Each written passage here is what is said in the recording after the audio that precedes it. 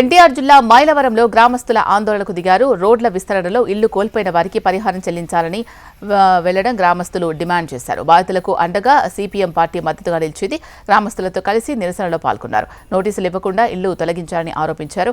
గుట్టుచప్పుడు కాకుండా రోడ్ల విస్తరణ ఎందుకు చేపట్టాల్సి వచ్చిందని ప్రశ్నించారు. గ్రామస్తులకు నష్టపరిహారం చెల్లించాలని డిమాండ్ చేశారు. ఇదే రోడ్డు ప్రక్కన ఫ్లెక్స్ బ్యానర్ వేయించి 10 సంవత్సరాలుగా వెల్లడం రోడ్డు విస్తరణలో బాధితుల తరపున ఒక నిరసన కార్యక్రమాన్ని పెట్టి అలైన్మెంట్ రిపోర్ట్ తీసుకొని రండి, ఈ వారం రోజుల లోపల బాధితులకు సరైన రీతిలో స్పందించి వాళ్ళకి న్యాయం చేయమని ఆ రోజున కోరడం జరిగింది. ఆ రోజున కూడా పోలీస్ అధికారులు, రెవెన్యూ అధికారులు చెప్పింది ఏంటంటే వారం రోజుల లోపలనే ఒకసారి మీకు సరైన సమాచారం ఇస్తామన్నారు.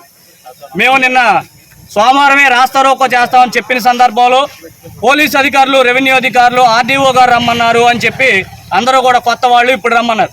10 సంవత్సరాల్లో 4 ఆర్డీఓలు మారారు, 3 కలెక్టర్లు మారారు, 3 ఎంఆర్ఓలు మారారు. కానీ ఇక్కడ ఎవరికీ కూడా న్యాయం జరగలేదు.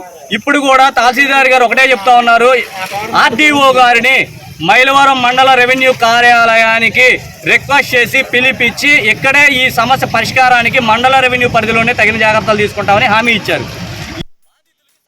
రోడ్డు విస్తరణలో 2016లో నోటిఫికేషన్ రాకముందే 18/7/2016న దౌర్జన్యంగా వచ్చేసి ఎటువంటి నోటీసులు కానీ ఎటువంటి హామీలు ఇవ్వకుండా వాళ్ళు ఇష్టం వచ్చినట్టు కూల్చారు.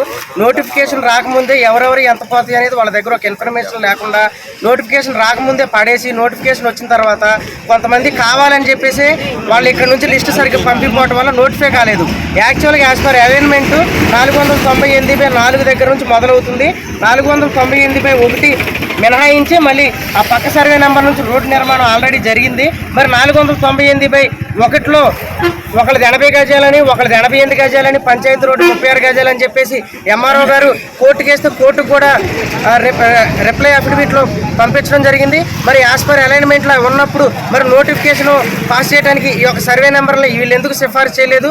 మరలా ఇవి 498/4లో ఉన్నాయని చెప్పేసి పంపించడం వల్ల ఇక్కడ రెవెన్యూ అధికారులు కన్ఫ్యూజ్ అయ్యి దాన్ని సరిగ్గా చేయకుండా 10 సంవత్సరాల నుంచి చాలా ఇబ్బంది పడుతున్నారు.